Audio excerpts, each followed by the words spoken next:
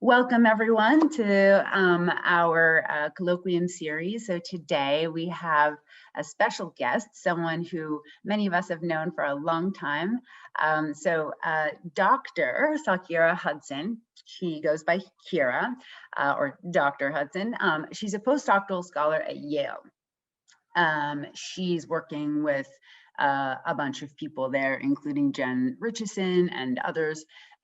She came to Yale after working with Jim Sidanius and Mahzarin Banaji, where she really, many years ago, actually carved out this intellectual pathway, that intersectionality that so many of us are interested in now, with the links between hierarchy and social group affiliation. And her work is not only theoretically rich, but it's so timely. And so some of the work that she's doing now with Jen and others at Yale is really investigating Americans' beliefs about racial progress, which could not be more timely, right? So prior to getting her PhD at Harvard, she was the fabulous Janessa Shapiro's lab manager at UCLA. And then before that, an undergrad at Williams College. Williams College seems to somehow produce, the best people in the world. So it is such a pleasure to welcome Kira. She's someone I've known forever, for over 11 years, actually. And it's just amazing to welcome Dr. Hudson to IPSR today. So please join me in welcoming Dr. Kira Hudson to IPSR today. So I'm going to disappear and it's all you. Okay, thank you. Let's see, share screen, play, maybe. Yes. Okay. So I don't know if you knew this, but I actually did the Summer Research Opportunities program at Berkeley. So Berkeley is also where I got my actual psych start. So I feel very much so like a coming home kind of situation. So awesome. Thank you so much for inviting me to share some of my work with all of you. I'm actually fine with questions throughout. I can't actually see anybody. But I've been told that someone is monitoring the chat, but also you can raise your hand, ask me all the questions. There's probably much more material here than I will get through, and I'm fine with that. So yeah, let's get started. And I hope my slides are all working. It should have worked. Oh, there's a chat already. Oh yes, thank you, Shoshana. Okay, so to begin, I'd like to take you back to my roots. So when I was a kid, I feel like I learned most of my life lessons, not only from my mom, who raised me, but also by watching a ton of Disney movies. Now, there's one story in particular that's relevant to the work I do, and that is the story of Aladdin. So for all of you who have not had the pleasure of watching Aladdin, and if you do watch the movie, you have to watch the cartoon version and not the one with Will Smith, for all that I love Will Smith. But the story of Aladdin goes like this. So Aladdin is a street rat who survives by stealing food. He happens upon a magical lamp that contains a genie that grants him 3 wishes. And one of the things that he wishes for is to be a prince. Now, Aladdin ends up catching the eye of the actual princess of the land, Princess Jasmine, but there needs to be some tension. So there's an evil advisor to the king, Jafar, who wants power. And what Jafar does is steals the lamp from Aladdin, turns Aladdin back into a street rat, and then tries to marry Princess Jasmine for himself. Now, it is a Disney movie, so of course it all ends well when Aladdin defeats Jafar, and the king actually allows Jasmine to marry Aladdin, even though Aladdin did not come from wealth. Now, the lesson that we're supposed to learn from this story is that it's very important to be yourself and that everyone is a diamond in the rough. However, the emotional reactions that we have as we go through the story might also be an important lesson in the role that ideology plays in emotions. So like I just mentioned, there are 2 major things that happen to Aladdin. On the one hand, he moves up in the world from being a gutter rat and falls in love with a princess. He's likely very happy at this turn of events. But soon after, Jafar takes everything that he's obtained, steals the princess away, and turns him back into a street rat. And he's likely pretty devastated at this, right? So when I watched the movie, I must have been, 4 or 5. I was also very happy when Aladdin and the princess got together and super upset when Jafar took it all away from him. And in this way, I was feeling empathy for Aladdin. I felt happy because of his happiness, and I felt sad because of his sadness. However, I didn't have to root for Aladdin in this story, right? I could have felt empathy for Jafar, trying to be an advisor to this king who doesn't listen to him. And I could have gotten upset actually when Aladdin moved up in the world, taking away the power that should belong to Jafar. And so when Jafar took power back from Aladdin, I could have been very happy with that. And if I did feel this way, I would have felt counter-empathy. The very fact that Aladdin was happy would have made me upset, while him being devastated would have made me happy. And in particular, I could have felt this way because I believe Aladdin is a gutter rat and belongs at the bottom of the social hierarchy in Arabia, right? So him becoming a prince upsets what I think is the natural order of things. And so me feeling counter empathy in response to his good fortune is actually in line with my beliefs regarding hierarchy. Now, at this point, I believe people know where I'm going with all of this. And trying to understand why people feel empathy or not is not only important to understand characteristics of the target in question, or in this case, what's going on with Aladdin. It is just as important to understand how people view the world or their ideologies, and in particular, their beliefs regarding group-based hierarchies.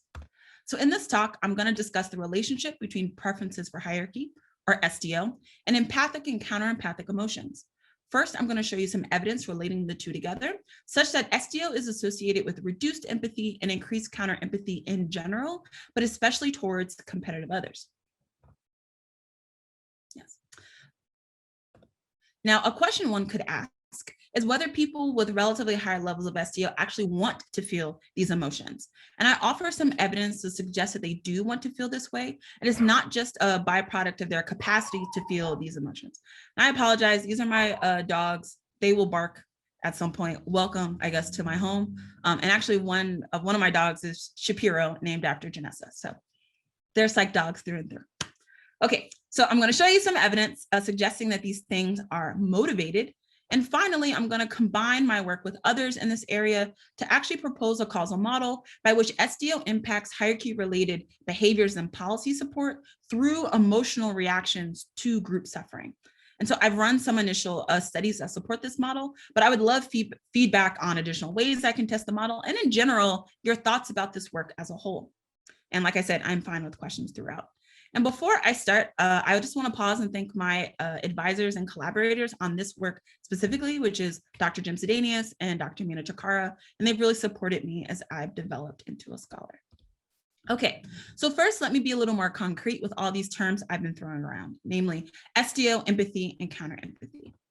So social dominance orientation, or SDO, is the key ideological construct in social dominance theory, which offers a powerful explanation as to why hierarchies are ubiquitous in societies, as well as the forces that maintain them. And SDO measures the extent to which people accept and promote group-based inequality. So people with relatively higher levels of SDO, I'm going to call them social dominants for the rest of the talk, they care about maintaining a current social hierarchy and believe that some social groups should be on top and others should be at the bottom. And so I'm pretty sure Jafar is a classic social dominant, amongst other things. And SDO is assessed by measuring people's agreements to statements that are extremely face valid, almost too face valid. Things like an ideal society requires some groups to be on the top and others be at the bottom, or group equality should not be our primary goal. Now, perhaps not surprisingly, SDO is positively related to prejudicial attitudes such as racism, sexism, and xenophobia, as well as positively related to endorsing policies and behaviors that support inequality, such as support for torture, anti-affirmative action, and an equal resource distribution. But despite the wealth of research on the attitudinal and behavioral implications of being a social dominant, there's relatively little work concerning the relationship between SDO and emotions. And emotions are powerful predictors of intergroup behavior and can often be stronger predictors of behavior than attitudes alone, making the lack of research particularly striking. I don't know what they're barking at. But for the purposes of this work, I'm honing in on empathy as the emotion of interest, as empathy is one of the most well-studied social emotions in intergroup conflict and resolution. And, there are emotions like anger and fear that are also sensitive to intergroup dynamics. They're not necessarily or inherently social in nature. So I can be fearful of non-social stimuli, for example, while empathy requires, another being to be capable of emotional feelings. Now, there are many definitions of empathy that span both the cognitive and the affective components. So here I'm going to focus on the affective component, and I'm going to define empathy as the congruent emotional reaction a person feels in response to the assumed emotional state of others. And if we adopt this definition, empathy can be both positive or negative. So if we have Aladdin, an experiencer, experiencing either positive or negative emotions, we as the perceiver of Aladdin can also experience positive or negative emotion. So in the case of empathy, empathy is not only how bad people feel when negative events happen to Aladdin in this case, and that is called negative empathy or a more colloquial understanding of empathy, but empathy can also be how good we feel when good things happen to another person. That's positive empathy. Now, as you can tell from this chart, empathy is not the only emotion that we can feel, right? So there's that off diagonal, and that off diagonal is called counter-empathy, and we define it to be the emotional reaction that is incongruent and often opposite that of the assumed emotional state of another person. And so we had to go, I guess, to Germany to find some words in order to fill in this chart. And so, we could feel schadenfreude or feeling pleasure at another person, or Glücksschmerz, feeling pain at another person's pleasure. And one of the biggest contextual factors that impacts how much empathy and counter-empathy people feel are group dynamics. And individuals tend to be biased. They tend to feel more empathy and less counter-empathy in response to in-group members' experiences relative to out-group members' experiences. And furthermore, schadenfreude is an extremely hostile emotion, right? Feeling pleasure at another person's pain is kind of wild. And this feeling is often directed at competitive or threatening outgroup targets. So for example, towards explicitly competitive groups, such as rival sports teams, novel but competitive groups, and even targets that are merely stereotyped as being competent and cold, like investment bankers. Think about the stereotype content model. So what do we know about SDO, empathy, and counter-empathy? So to date, the work on SDO and empathy has only investigated empathy as a trait, meaning people's broad tendencies to have empathic concern for others or engage in perspective taking in general. And this work broadly shows that social dominants tend to have lower trait empathy scores. So for example, in 2 longitudinal studies that my advisor, Jim Sedanius, headed, he found that SDO at time 1 predicted empathic concern at time 2, controlling for levels of SDO at time 2.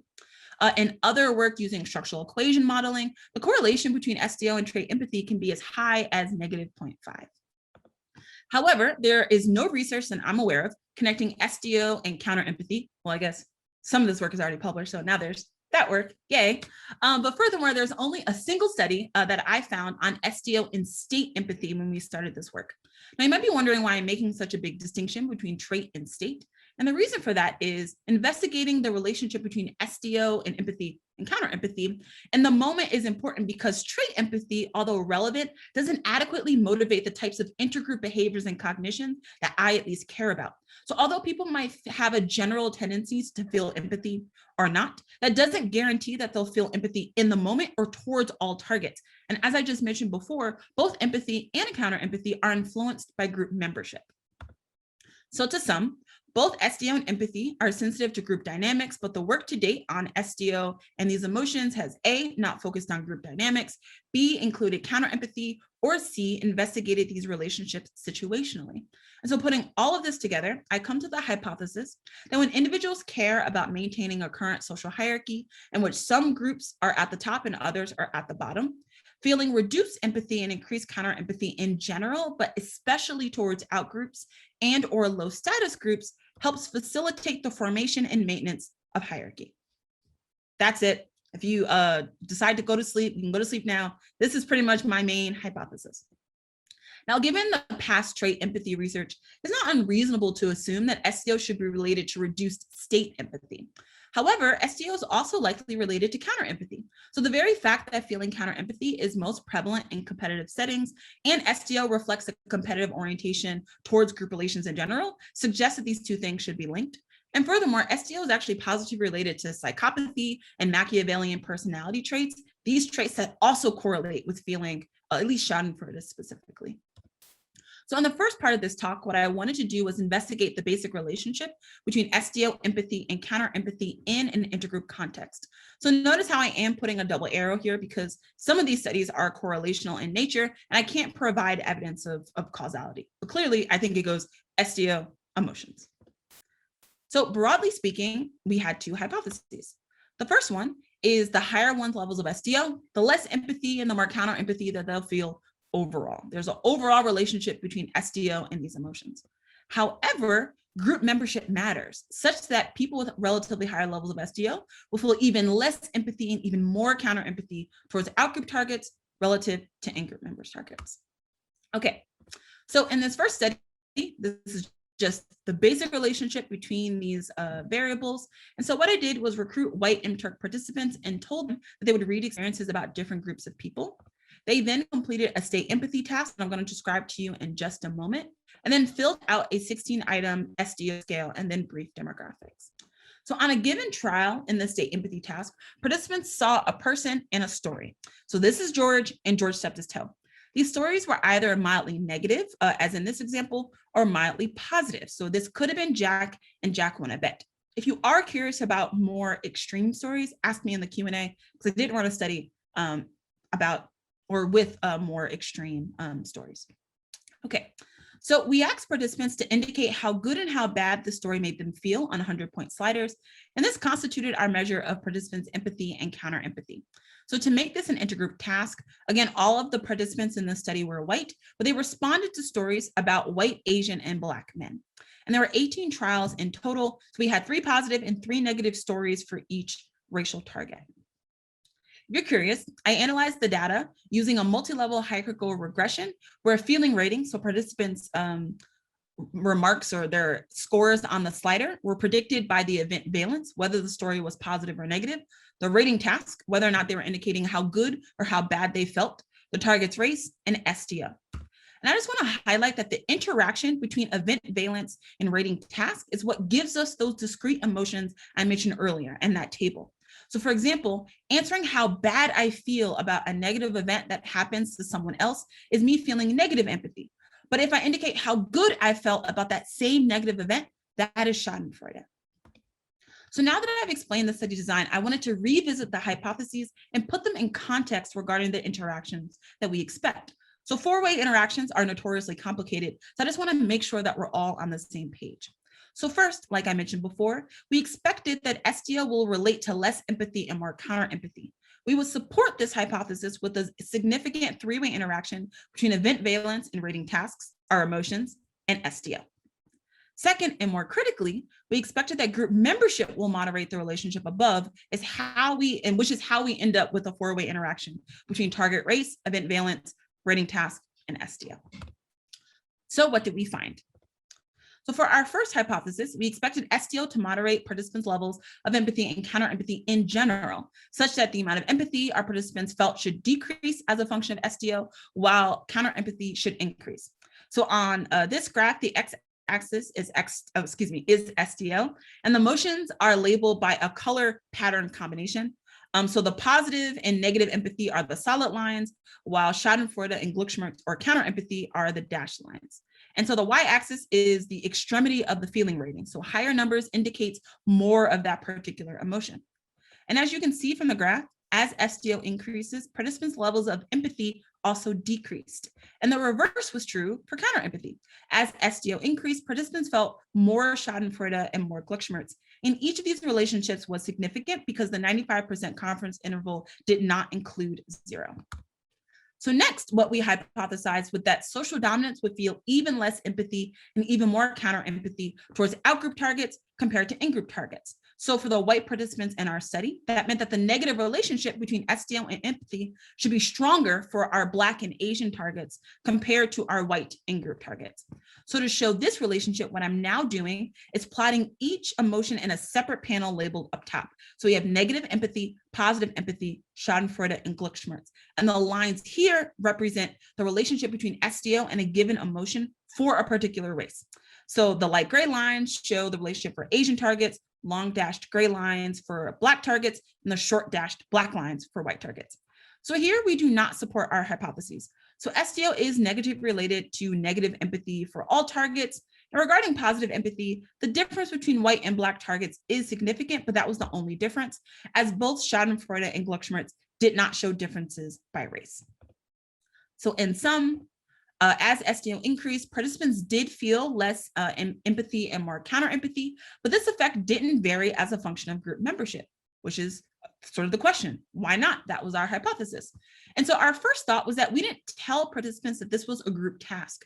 So as participants were going through the state empathy task, it is possible that they were just seeing people who just happened to be Black or Asian versus seeing them as Black or Asian first. So in the next two studies, what we did was increase the salience of group dynamics by priming either in-group or out-group related cognitions before they did the state empathy task. So that is studies 2A and 2B. So what do we do in particular? Well, the setup was identical to study 1 with a single change. So in study 2A, participants filled out a 6-item racial identification scale, while participants in study 2B filled out a symbolic threat scale. Now you might be wondering why we chose those two scales in order to prime group-based cognitions. Well, first, racial identification is an ideal prime to test whether the mere activation of group boundaries is enough to lead to gaps in empathy and counter-empathy as a function of, well, at least this case, racial groups. And the reason for that is because it solely focuses on the values and virtues of the in-group without at all mentioning the issues or anything as it relates to the out-group. So, racial identification included items like, overall, being a member of my racial group has very little to do with how I feel about myself. That's reverse coded. Or I am proud to be a member of my racial group, focusing just on the in-group. On the other hand, symbolic threat as a prime reframes race relationships in a competitive way. And what it does is that it reminds white participants that ethnic minorities can pose a threat to their resources. So this includes things like ethnic minorities are a danger to everything that is good, normal, moral, and decent in society. Wow. Or ethnic minorities should not have to accept the American way. Now, I should state that I'm showing you results for the symbolic threat scale, but we also ran it for using realistic threat as a prime, and the results are pretty much the exact same. So for the sake of time, I'm not going to present graphs on our first hypothesis. I'm just going to assure you that the hypothesis was supported.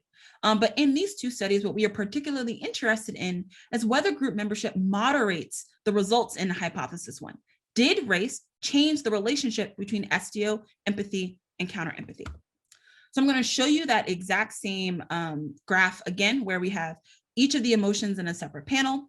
And so now I'm going to show you the results for racial identification. So when people filled out a racial identification scale before they did the state empathy task, how did that alter their levels of empathy and counter-empathy?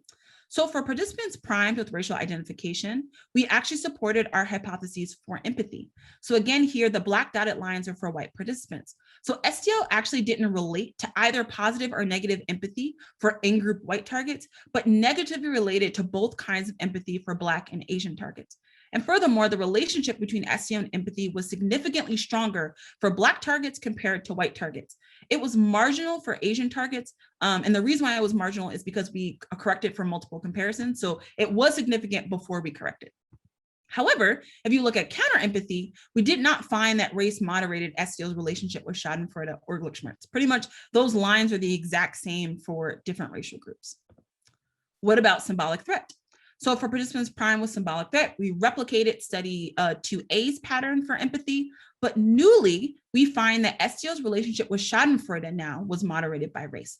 So as SDO increased, participants felt more schadenfreude towards everybody, but especially towards outgroup targets. So just to put this into context, if you take the difference between the amount of schadenfreude reported by a participant with the lowest levels of SDO and the highest levels of SDO, that is about 8.5 on a 100-point scale for in-group white targets. And that difference jumps to about 22.5 for Asian targets and 27.5 for Black targets. These are for mild stories, like George stubbed his toe, and people are moving almost a fourth on the scale as a function of SDO towards outgroup targets compared to in-group targets. Okay. So study 2A and study 2B provide some evidence that when group membership is primed, social dominance showed decreased empathy and increased schadenfreude towards outgroup targets. Now, there's one obvious problem with the studies that I've shown you to date, and the problem is that they are experimental.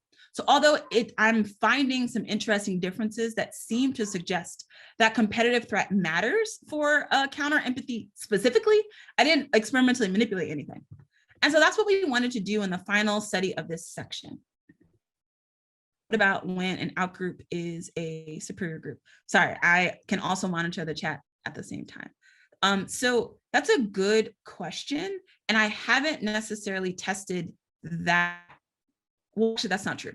So I did run these studies with Black participants and with women.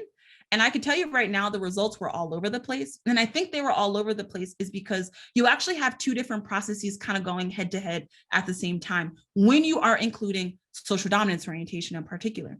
So social dominance orientation is supposed to reflect a like a belief that hierarchy should exist regardless of where you are in the hierarchy. So if you are low status and you're trying to figure out how much empathy and counter empathy you feel towards an outgroup that has more status than you do, there are two different things that are competing. With SDO, you might want to say, well, I like the hierarchy. Hierarchy should be where it is. And so that means that you're supporting this group being superior than you, but also there is in-group, out-group dynamics. And most of the time, people want to feel more empathy and less counter empathy towards their in-group. And so I think that's why the results of that study was all over the place. But I do think it's an important question to ask, or at least to dig a little bit deeper than the two studies that I did. And I could tell you more about how I think I would go about studying with superior outgroups in the Q&A. Cool. There's also a question on social desirability and your results. That's a great question. We got that from the reviewers.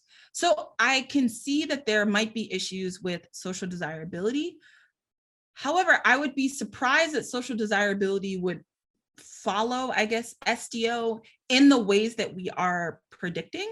But it also could be that social desirability might be particularly heightened for race. And in this study that I want to show you, we actually use a novel groups paradigm, which might actually reduce people's concerns about social desirability.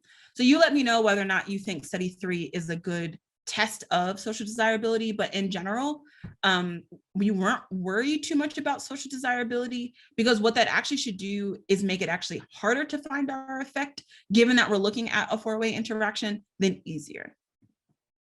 Okay, so in this final study of this section, what I wanted to do was experimentally test the importance of competition to these findings, as well as generalize these patterns outside of race. Because one issue with those past studies is that I'm actually confounding group membership and group status because I used white participants, and Asian and Black targets are both lower status according to society, I don't believe that, as well as outgroups. So let's use a novel groups paradigm to at least isolate the effect of group membership. Okay, so participants in this study went through a very similar setup, but instead of race, I used a novel groups paradigm in which I randomly assigned participants to one of two groups. So they were either assigned to be an eagle or a rattler based on a bogus personality test. So although group membership was randomly assigned, participants didn't know that, so these groups felt real to them. The reason why this is novel groups rather than minimal groups is because there's at least some basis along which they can think that the groups were formed, which was this personality test. So we also experimentally manipulated the functional relationship between the eagles and the rattlers. So for some participants, the groups were competing for a prize, while as for other participants, the groups were cooperating for a prize. And the state empathy task was very similar to the previous studies. However, in these studies, there are no faces. It's just you get a picture of an eagle, a picture of a rattler, and then you're shown the story and indicate your emotions. So if you are an eagle, let's just say we're all eagles, then this is an outgroup trial in which we are assessing your levels of negative empathy and schadenfreude because this is a negative event. George stubbed his toe. Okay. So data analysis was very similar to the previous studies, although now we have a between subject design, and the targets here are not Black, white, and Asian, but now in-group and out-group. I collapsed across eagles and rattlers because it doesn't really matter whether or not they're eagles or rattlers. What's much more important is that the people that they're indicating their emotions about are either out-groups or in-groups. And the last thing I want to mention that is new to this study is that we controlled for in-group identification. So I think, maybe some of you know that a group identification is usually a moderator of how much empathy and counter-empathy people feel. So what we're doing here is controlling for it to really see what is the unique contribution of social dominance orientation to these processes. So I had the same hypotheses as before with one additional one. Now what we expected is if competition really matters, the SDO would only predict reduced empathy and increased counter-empathy when groups are competing for a prize rather when they are cooperating. That the activation of these emotions really should only come online when groups are sort of in this a competitive setting, but when they're cooperating, it doesn't really make as much sense to feel these emotions. So what did we find? So for the first time, we did not find that SDO was related to empathy and counter-empathy in general. And at first I panicked when I was analyzing this data, but then the higher order interactions actually explain why there isn't a main effect. So for this study, now the lines represent whether the target in question was an in-group target or an out-group target. So let's look at empathy first. It's pretty much the exact same graph setup. So if we look at empathy first, we can actually see why there wasn't a main effect of SDO on empathy in general. And that's because these relationships diverge for in-group and out-group targets. So as SDO increases, participants feel more empathy for in-group targets and less empathy for out-group targets. And this marks a divergence from my previous studies in which SDO pretty much had no relationship with in-group empathy or a slight negative one. Now examining counter-empathy, we see that SDO correlates with increased empathy only for out-group targets, and it is actually unrelated to counter-empathy for in-group targets. Now, what I want you to do, because this is how I'm going to explain this 5-way interaction, what I want you to do is keep this pattern in your mind. As what I'm going to do is split this by group relationship. So the question is, do we see a similar pattern that we're seeing here when groups are competing versus when they're cooperating? So like, I don't know, and blaze this pattern into your mind. Okay, so the answer is yes for competition, right? So SDO is related to increased empathy for in-group targets and decreased positive empathy at the very least for the out-group. And again, SDO did not relate to counter-empathy for the in-group, but did correlate with more counter-empathy towards the out-group. That is when groups are competing. However, when groups are cooperating, there's actually no relationship between SDO empathy and counter-empathy for in-group or out-group targets. There was one exception, which was SDO's relationship with negative empathy for out-group targets, but on the whole, SDO wasn't really related to empathic and counter-empathic responding in cooperative settings, but it was related to these emotions in competitive settings. So what have we learned thus far? And this is also a great place to ask questions. So when group membership is highlighted or when groups are competing, social dominants show decreased empathy and increased counter-empathy, or at least schadenfreude specifically, towards outgroup targets. Okay, yay. Hi, Gold. How did I address power? Ciao. So one way that I dealt with power is there are a lot of within subject, pretty much everything is within subject with the exception of SDO, which is, well, it's an individual difference variable, so it's kind of within subjects. But at least in this study, group membership was not within subjects. So I think we had a power in this study, if I'm remembering my paper, we were powered at about 65, 70%, not quite 80% power. But we based this on some of Mina's work, and correlation stabilize usually around 250 subjects. So at the very least, we had enough subjects so our correlations could stable. But it's a good question. You'll also see that as I go through the study, as I go through the talk, you'll see that I added more and more subjects because I also got more sophisticated in how I was thinking about these questions and running formal power analyses. So this is my early work. Now we'll move to, I guess my juvenile work. Here, before you move on, Jason has a question. I'm going to allow him to talk. Oh, he's going to talk. Can y'all hear me? Yeah. Hello? Jason? Jason? Can you hear me? Yes. Okay. Sorry about that. Great to see you again. Look forward to seeing you again in person. It's been too long. This is some awesome work. Something that came to mind, especially with your final study, is just how you can take a step back and place this and the general theory of, contact hypothesis, that one of those key points, or two of the key points, are equal status, or I should say conditions are equal status. And the other one, like what you're talking about, is cooperation. I'm really fascinated by the difference you have between competitive setting versus cooperative. I mean, we're social psychologists. That's, to me, the most interesting part. I asked this question because I also find it interesting to use the robber's cave type paradigm, and that a lot of times when people reference that work, they're talking about how easy it is to make minimal groups and how they created this bias amongst the groups, but not so much mention of the last part or the last phase of the work, which is about how do you bring these groups back together. And how they brought the groups back together was creating superordinate goals that created a more cooperative environment, and that got rid of the bias. And so just wondering how you would place that in that work, because it seems very consistent. So it's interesting that you see this with, in juxtaposition with the Robbers Cave. And I hadn't actually thought about it that way. The way that I was actually thinking about it is this is probably how group hierarchies become formed rather than become maintained. So if you think about it, right? So in that competitive setting, you're actually finding that as a function of SDO, people are feeling different amounts of empathy and counter empathy towards both the in-groups and the out-groups in ways that should mean that, if something bad happens to the in-group, I'm feeling all this empathy, and I'm actually feeling less empathy if something bad happens to an out-group. If you were to take that situation, then add on unequal power, it just makes a ton of sense of how almost hierarchies can become entrenched in society.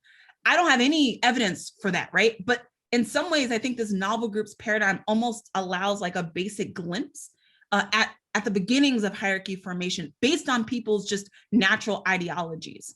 So that's one way that I've been thinking about it. But then also your point that cooperation kind of kills the effect, I think is really important, because what that also suggests is if we care about thinking about people's ideologies in these intergroup conflicts, maybe the thing that we really have to focus on are those two points that the Robbers Cave paradigm brings up, which is you need to, at the very least, have cooperation, even if you don't necessarily have equal power. So it's a really important thing to think about. And I should think about it more, but the way that I've been thinking about this is that this might be a glimpse into hierarchy formation, which we almost never see. Like, it's hard to see hierarchy formation, but also think about the Robbers paradigm. In some ways, there probably was differences between the groups that could have become entrenched if they didn't switch it over to a cooperative setting.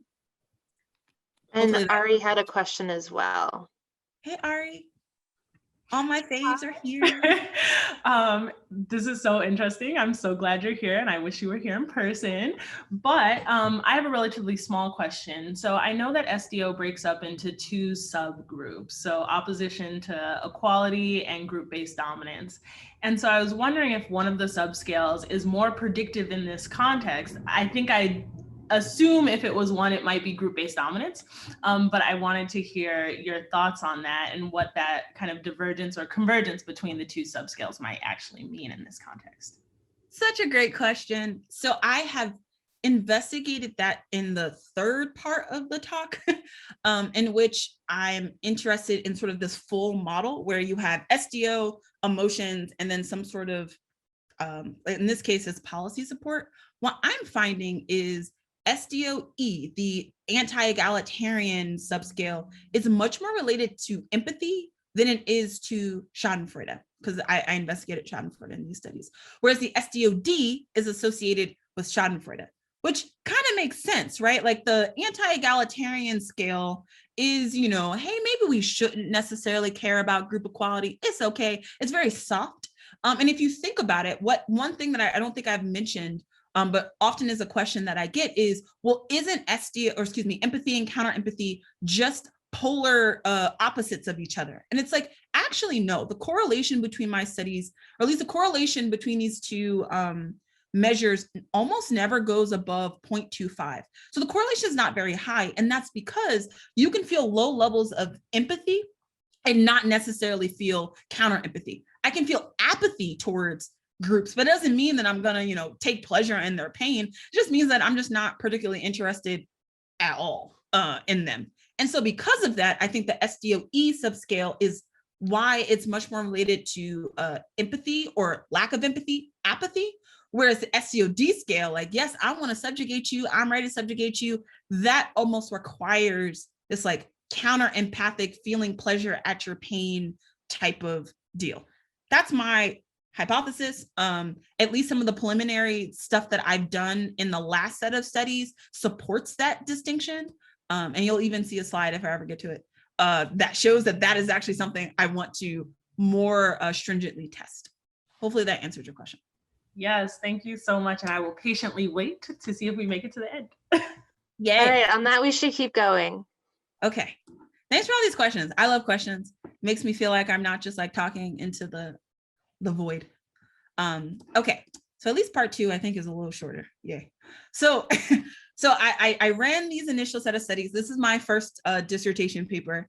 And when I was discussing these findings with others, I kept talking about the functional relationship between SDO and empathic and counter-empathic emotions. It just made so much sense to me that people who care about hierarchy would feel emotions in line with that desire. And Mina just kept saying, Kira, you didn't test functional. She's like, can you stop saying that? Can you stop saying that? But then she finally just gave up and said, just run some studies to at least test whether or not that's true. And so that brings me to the second part of my talk, where I provide some evidence that the relationship between SDO empathy and counter empathy is motivated. Okay. So going back to my overall hypothesis, I imply that if one's goal is to maintain hierarchy, SDO shouldn't relate to reduce empathy and increase counter empathy all the time, as that is counterproductive to feel that way towards groups at the top of the hierarchy. And so what I'm actually going to do in these studies is move away from an in-group, out-group dynamic and move into one that's more about status. Okay, so actually manipulating the status of targets can actually lead to a reversal of the SDO empathy link. So work by Lucas and Kataili found that SDO is actually positively related to empathy, but specifically towards advantage targets like CEOs of company. And as I showed you in that last study, SDO was positively related to empathy, but for the in-group members in the novel groups paradigm. So clearly SDO is not always negatively associated with empathy. Oh yeah, that's what I just said. And these findings parallel work on SDO and attitudes in general. So SDO is oftentimes associated with things like immigration and affirmative action because those things tend to benefit low status groups.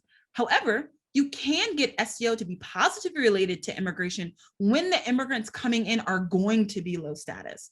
SDO can also positively relate to support for affirmative action when the policies in question reinforce that the racial hierarchy is a thing, because it can assume that racial minorities cannot be hired or accepted otherwise. So if you can reframe affirmative action in a hierarchy enhancing way, people with higher levels of SDO are like, cool, I'm down for it. And then finally, SDO is related to skepticism of policies that harm high status groups, but actually is related to support for policies that harm low status groups. So there is this tension between what SDO is doing for high and low status groups. And so it seems that the amount of empathy and counter empathy elicited by intergroup context should not only be correlated with levels of SDO, but motivated by it. And so my overarching hypothesis is that the link between SDO and the desire to experience these emotions is context and target dependent. It will strengthen when the given emotion sort of leads to hierarchy maintenance, and it will weaken when that emotion leads to hierarchy attenuation. So in other words, people with relatively higher levels of SDO are actually motivated in their emotions. They're choosing to feel reduced empathy and increased counter empathy, specifically towards outgroups and low status groups. Now, in order for SDO to motivate people's empathic and counter-empathic emotions, I needed to first rule out the possibility that the relationship between SDO and these emotions simply reflects a lack of ability to represent others' emotional states. Remember, I told you that SDO is related to trait levels of empathy. So it could be that SDO is really just a situation in which people can't do this stuff versus they can and don't want to. And that brings me to the cartoon that you see here. This person says, I need an empathy apathy card. One that says that I understand, but I just don't care, right? So we see that social dominants feel less empathy and more counter empathy. And the question is whether or not they can't feel these emotions or they can and don't want to. And so for the sake of time, I'm not actually going to go through the details I'm not going to go through all the details of that study, but what my research does suggest is that SDO does not systematically relate to people's forecasts regarding other people's emotions. So if I were to ask someone, hey, how do you think George felt when he stubbed his toe? SDO is not really correlating with either empathy or counter empathy for what George feels, but does correlate with how the person feels. If I say, how do you feel that George stubbed his toe? They're like, yeah, I don't really care as much as a function of SDO. So if social dominants can forecast emotions just as well as egalitarians, an outstanding question is whether or not they want to. And that brings me to the 5th study of this talk. So in this study, I allow participants to actually choose what emotion they wanted to feel in the moment. I'm giving them some choice over their emotions, whereas in the previous study, I just threw up a target and said, tell me how you feel.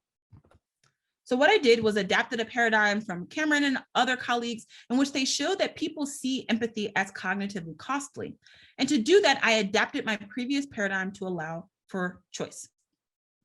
So here I told participants that they would complete a series of trials in which they would see a person and 3 decks of cards, and they had to choose between the decks, and what these decks corresponded to was a set of 1 of 3 possible instructions on how to understand a negative event that happened to that person.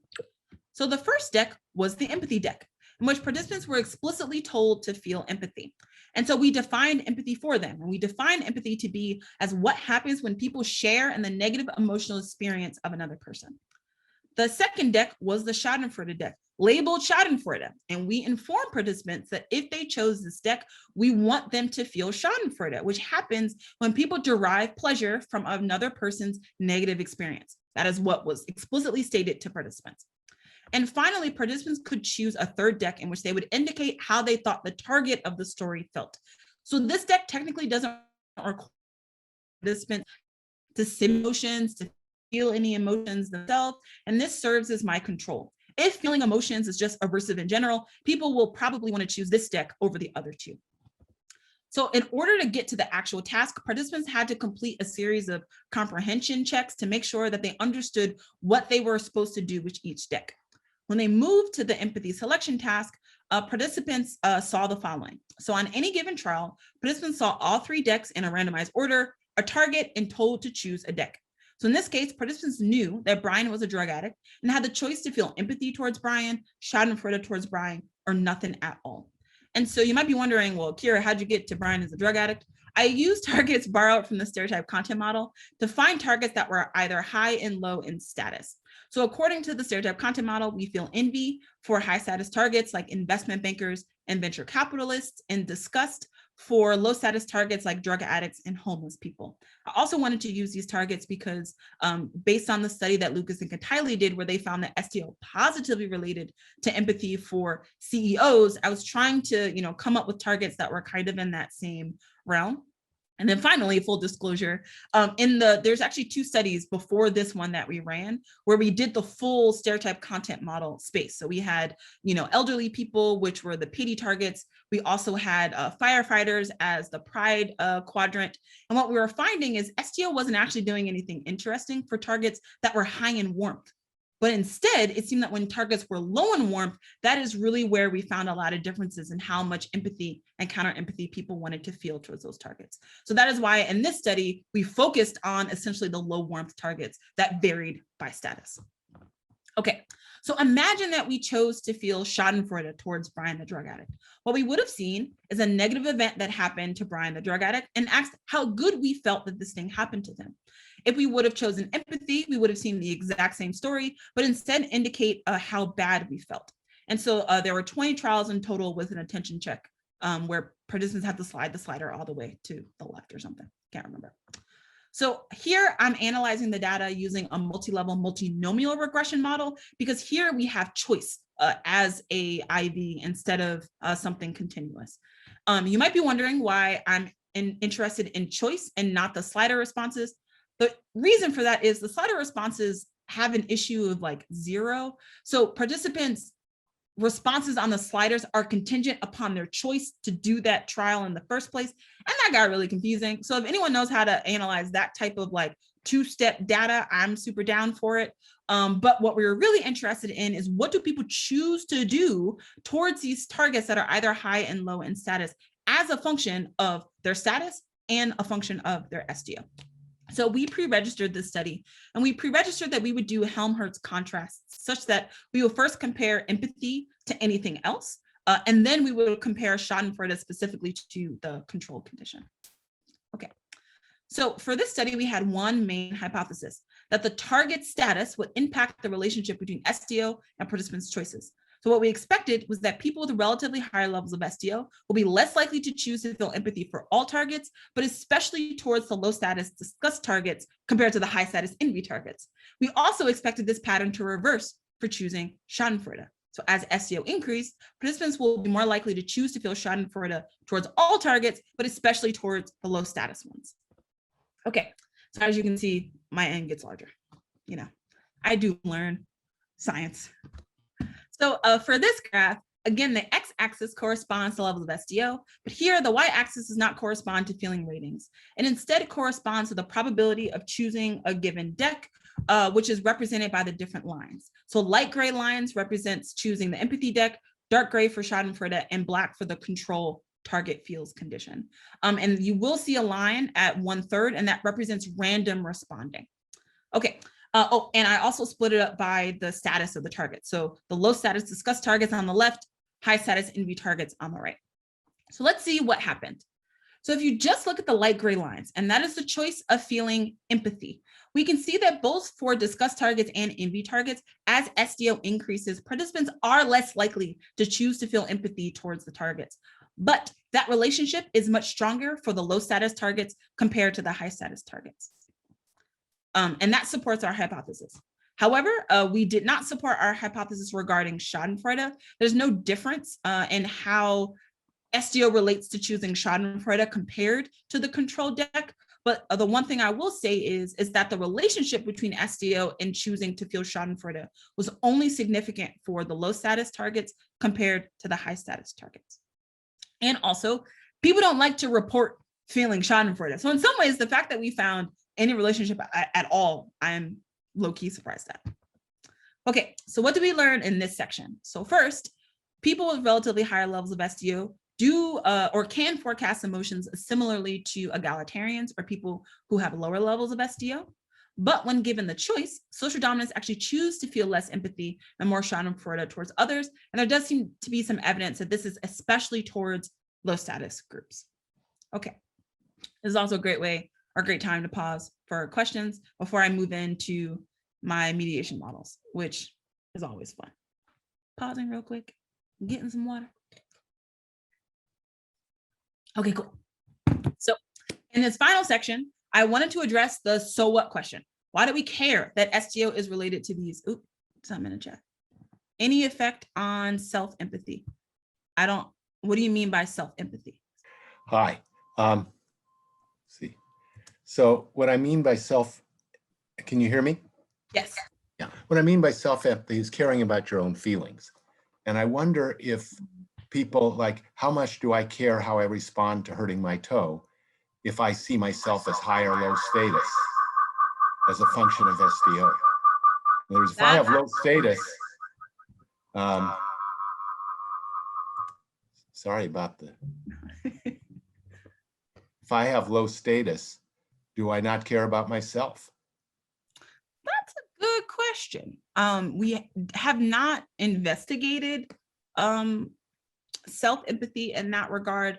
I will say that for the items that we created, and maybe somebody will remember me asking on Twitter, like, what are some things that can happen to people that could happen equally to someone who's a homeless man versus a venture capitalist? Like that was actually harder than I thought it was going to be.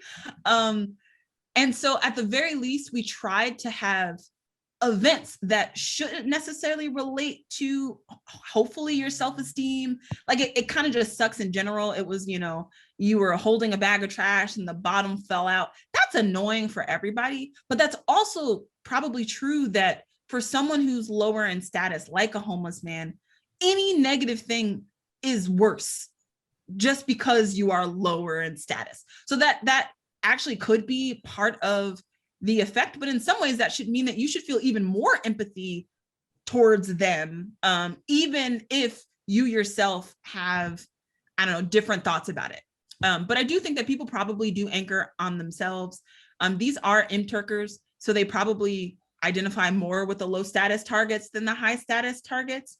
But it's a good question, especially because one thing that I haven't gotten asked yet, but I think about all the time is what are actually the psychological processes that go into feeling empathy and counter empathy? Do I need to simulate you. And of course, if I'm going to simulate you, theory of mind kicks in, which means I need to like simulate myself also, stubbing my toe. And so that's where I think maybe your question about self-empathy becomes really important if that's the motivation. Another question is, do I need to think that they themselves will care?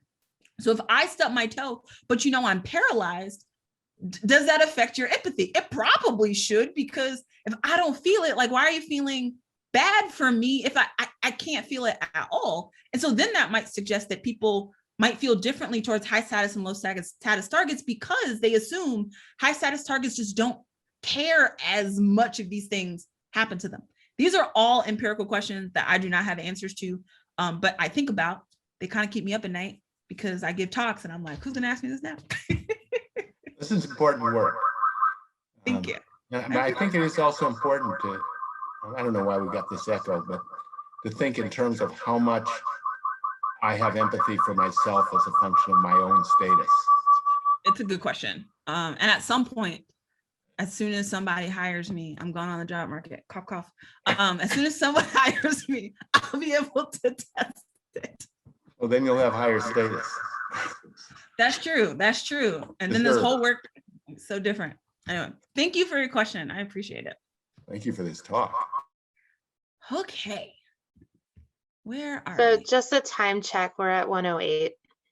Okay, cool. Then I'm probably going to skip over, probably going to show you study 1 and then skip over study 6 and skip over study section 7. Okay.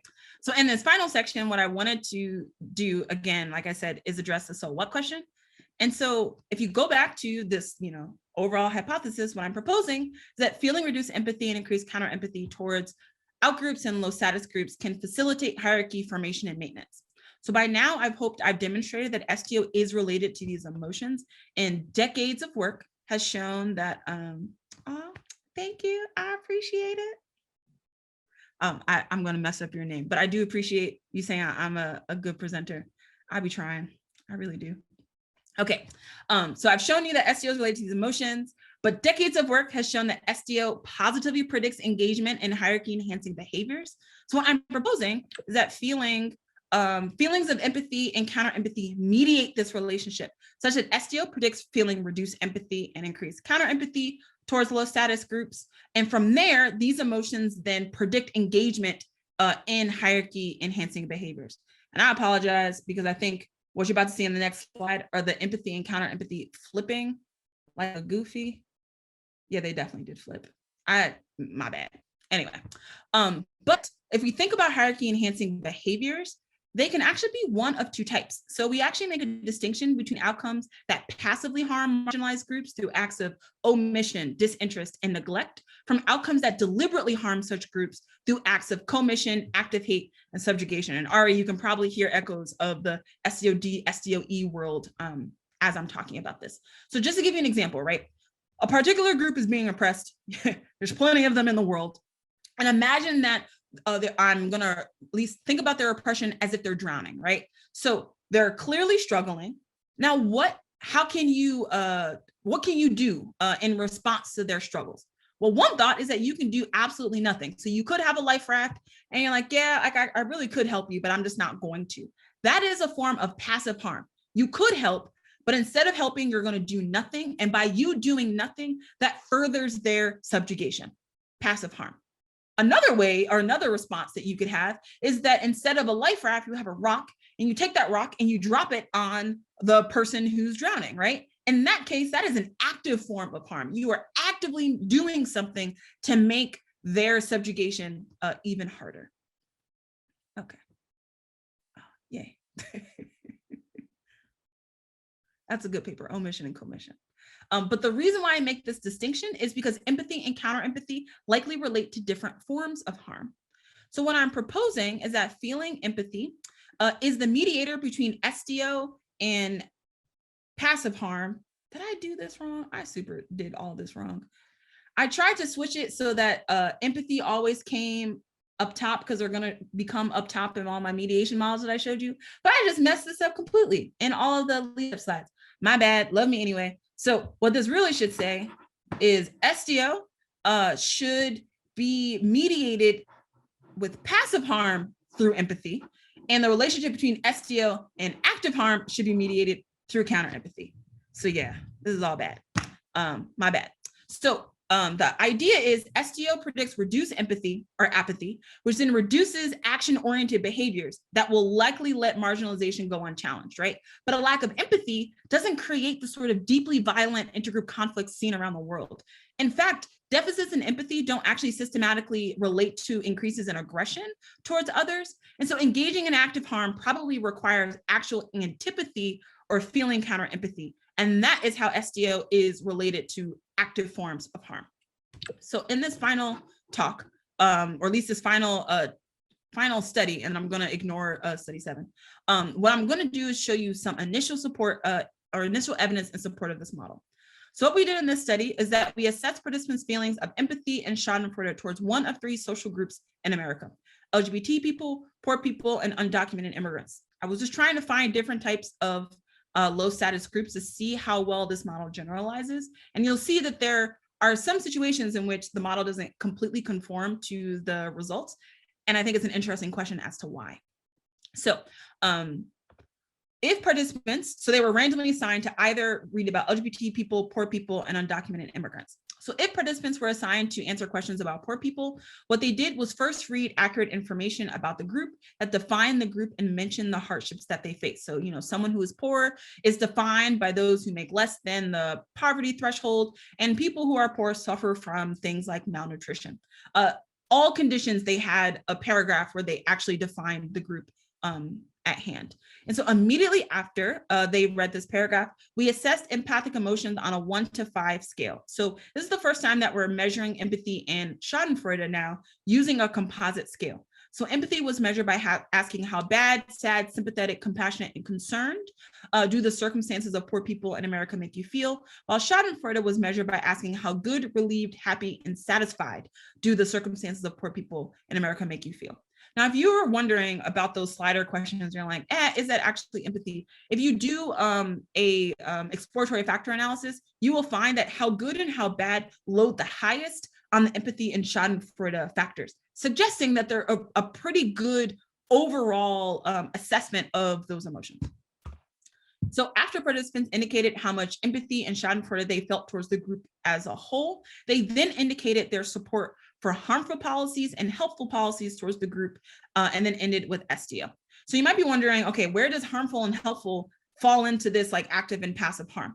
So support for explicitly harmful policies is my operationalization of active harm, while a lack of support for explicitly helpful policies is how I'm operationalizing passive harm. Going back to my drowning scenario, not throwing a life raft, not supporting helpful policies is passively harmful, whereas actively throwing a rock on someone's head or supporting actively harmful policies is my operationalization of active harm. So I measured active harm or support for policies using what is called the Posse Scale, which was tailored to each group. So the Posse Scale was designed to capture the extent to which people are willing to engage in increasingly extreme behaviors to harm a marginalized group. So for example, in the case of LGBT people, participants were asked to imagine that the American government outlawed, wow, I didn't realize it's thunder in here. I gotta walk the dogs, terrible. So in the case of LGBT people, participants were asked to imagine that the American government outlawed same-sex marriage, which at the time that this study was ran was not out of the realm of possibility. And participants then indicated the extent to which increasingly extreme behaviors was true of them, ranging from things like, I would tell my friends it's a good law, to I would support the execution of gay or lesbian people who broke the law. I would say that that's harmful, but I guess it's an empirical question. Participants assigned to poor people were asked to imagine that the government made it mandatory for everyone over the age of 18 to have a job. And again, they would support the execution of people who broke the law. While participants assigned to undocumented immigrants imagine American government banned immigration. Now, finally, participants answered a policy support scale that contained between 6 and 7 items that captured the extent to which people supported policies directed at improving the lives of the group in question. And so we found policies using isidewith.com to find policies that were already in like national discourse. So each item was worded in the direction of helping the group in question, unlike the Posse Scale. So in the case of undocumented immigrants, it was, how much do you support giving undocumented immigrants access to government subsidized healthcare or qualifying for in-state tuition rates. And then here's just some additional policies for the gay, the LGBT condition, and the poor people condition. Okay, so I had several hypotheses regarding this work, but I just want to focus on the main one, and hopefully this one is right. I think this one is right. Geez, I'm really sorry about all those arrows. But the main hypothesis was that empathy and schadenfreude would mediate the relationship between SDO and support for policies in a very specific way. That the lack of empathy would be a stronger mediator for helpful policies, while schadenfreude would be the stronger mediator for harmful policies. And so to answer this question, we ran 6 parallel mediation models, so that empathy and schadenfreude mediated the relationship between SDO and each of the policy scales separately. And so I calculated our estimates using 5,000 bootstrap samples. And here I'm going to report unstandardized regression coefficients. To test the comparative strength of the indirect effects through empathy and schadenfreude, what I did was bootstrap the difference between the absolute value of the effects. I'm not interested in the fact that one effect is positive and one effect is negative. I'm interested in the magnitude of the effect, which is why I took the absolute value. So here we're looking at the relationship between SDO and support for harmful policies for the poor. In line with predictions, the relationship between SDO and harmful policies for the poor was mediated through schadenfreude. You can see that indirect effect is significant, but not through empathy. Additionally, that pathway was significantly stronger if we bootstrap the difference of the absolute values. Now, in contrast, the relationship between SDO and support for helpful policies for the poor was mediated both by schadenfreude and by empathy, actually at equal strength. And because of that, when you account for the mediation, pretty much nothing happens because these things are kind of going in opposite directions of each other. And the reason why I showed you the poor targets first is because we replicated these mediation analyses exactly in a follow-up study. It exactly followed the pattern, just that for harmful policies, we found support for schadenfreude being the stronger mediator, but for helpful policies, empathy and schadenfreude mediated at equal strength. Now, mediation of the undocumented immigrant harmful policy support was identical to the mediation of the poor targets, meaning it was in line with our hypotheses. But unlike the poor helpful policy support analyses, the results for undocumented immigrants for helpful was in line with our hypotheses. So here you can see that although both indirect effects are significant, schadenfreude is significant and empathy, but empathy is significantly stronger of a mediator between SDO and helpful policy support than is schadenfreude. Okay, now finally, mediation for LGBT helpful policy support was again in line with our hypotheses. You can see that there's actually no relationship between or no mediation through schadenfreude for helpful policy support, but there is a significant mediation through empathy. But for harmful policy support, there was no difference between these mediators, and actually pretty much it was through empathy and not through schadenfreude. You might be wondering why, and that's really all rooted in the fact that SDO is not really related to schadenfreude towards LGBT targets, which we can talk about in the Q&A that I'm like racing to get to. Okay, so that is just summing up the findings for study 6, that for 4 out of 6 of our hypotheses, we did support our expected patterns, and we could talk about why things diverge for poor and LGBT targets in the Q&A. So I did have a study where I showed, I measured these same patterns for homeless targets, in which I actually changed the way that I operationalize harmful and helpful policy support by actually showing people pictures of, like, here are some actual policies. How do you feel about them? Yes, so, you know, hey, here's a policy that people do towards homeless people. How good and how bad do you feel about them? And would you want to install these spikes? And would you like to live in a city in which people had these spikes? So I am just like skipping, and I'm super skipping because, you know, I was going to show you really wild mediation models like this. But the main thing that you should focus on is we support our hypotheses exactly as we would have expected them to, that SDO does relate to harmful policy support towards homeless people, and that for harmful policy support, it's really the schadenfreude that is the stronger mediator. Yep. And that's the reverse is true for helpful policy support. So now I can wrap up. So understanding how ideology and emotions simultaneously impact intergroup behaviors, I would say is critical for efforts to mitigate intergroup conflicts. So in this work, I focused on the interplay between social dominance orientation, empathy, and counter-empathy. And in my work, I found that overall, these things are related, such that SDO is negatively related with empathy and positively associated with counter-empathy.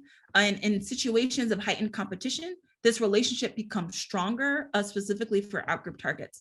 It seems like social dominants might actually desire to feel these emotions and will seek out situations that allow them to do so. And feeling these emotions has consequences, as these emotions can mediate the relationship between SDO and policy support. Now, in terms of what I want to do, yes, I do want to systematically test the subscales. I'm just going to pause here for Ari. But yeah, this is how I think it all works out. I also want to manipulate my mediators. And so I have manipulated empathy in a follow-up study. And by manipulating empathy, you actually can reduce the effect of the manipulation on helpful policy support. Manipulating schadenfreude is a lot harder, which we can talk about in the Q&A. Let's see. I also want to focus on schadenfreude specifically as a gateway emotion for intergroup violence, especially for those with higher levels of SDO. I was going to talk about whether or not, SDO and empathy is unique from other ideologies, like political ideologies, system justification, and right-wing authoritarianism, but I ain't got time to talk about it, so I'm not going to talk about it. And the other thing that I want to end with is the fact that schadenfreude in particular is an emotion that I think is understudied in intergroup conflict. And I think that the last set of studies that I showed you, where if you're really trying to think about why people with higher levels of SDO actually want to engage in active harm, it's not enough for us to understand how much empathy they feel. It's not enough for us to manipulate how much empathy that they feel. Instead, we have to target their schadenfreude, because that is the emotion that's really driving the relationship between SDO and these more active forms of harm.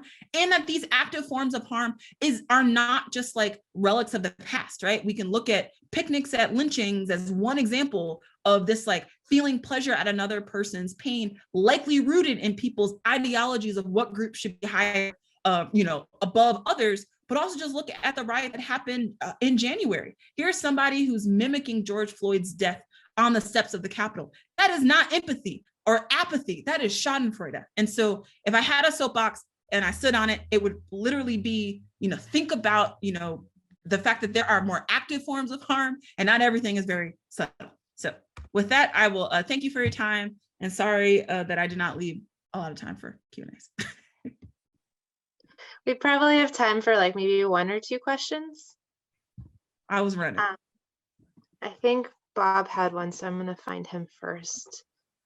Bob, you're up.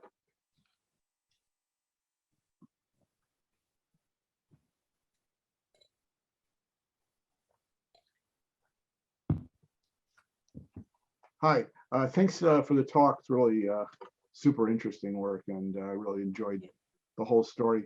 I just have one kind of question, which I think is lurking behind this. In empathy research, people distinguish roughly between emotional empathy, which is sort of feeling what the other person's feeling. I think that's the focus of most of your work, and then the acting to help people based on that, sort of the pro-social behavior theme.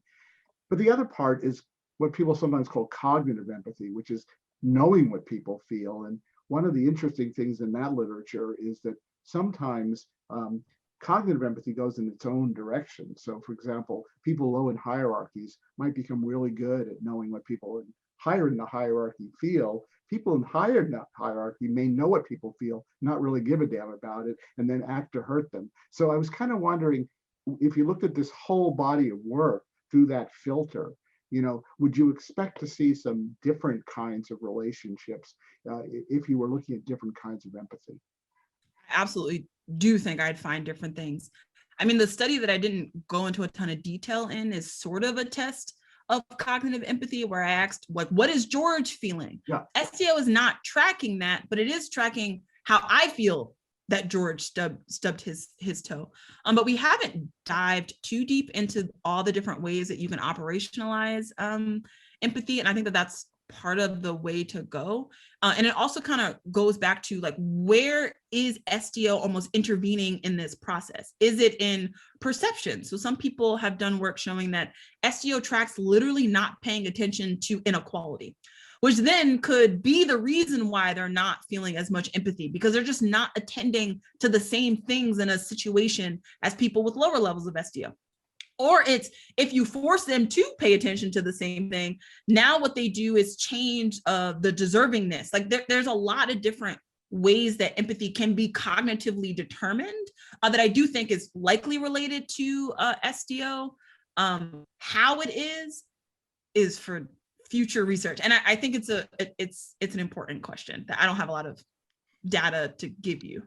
Sorry. Thanks.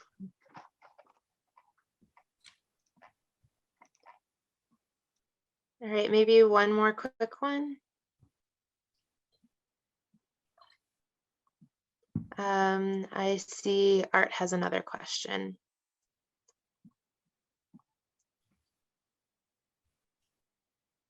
Also, thanks for doing all the switching, bringing Got people to you. the stage.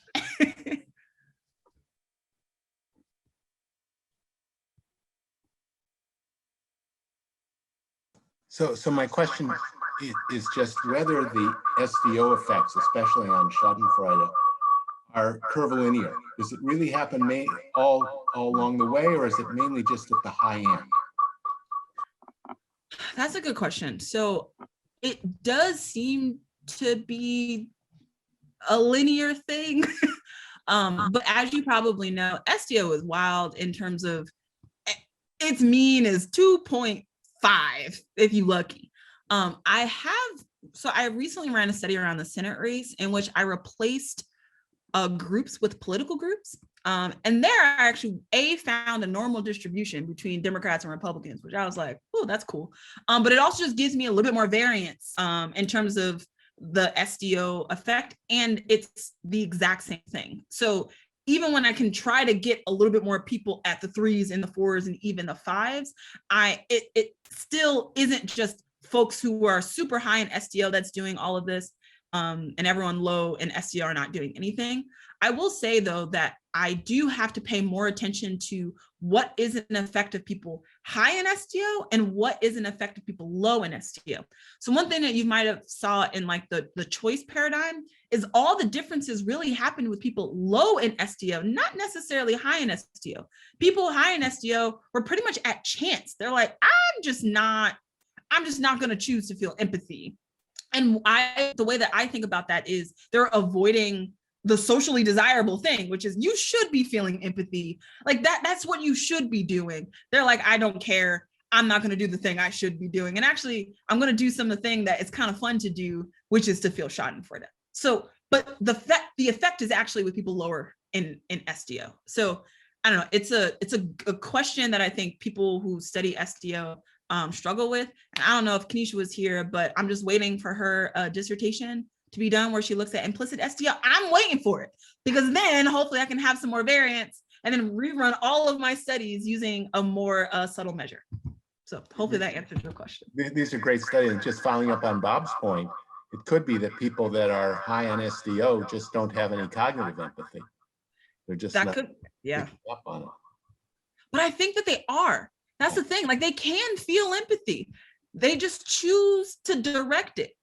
At least that's my interpretation. Like they're not dumb. They can do it. They do a whole bunch of wiggles so that they don't have to, but they have the capacity. Absolutely. They're just cognitive misers, I guess. Emotional misers. Thank you, Art. You Thank sound you. like you're talking from another planet. There was some reverb you had going on.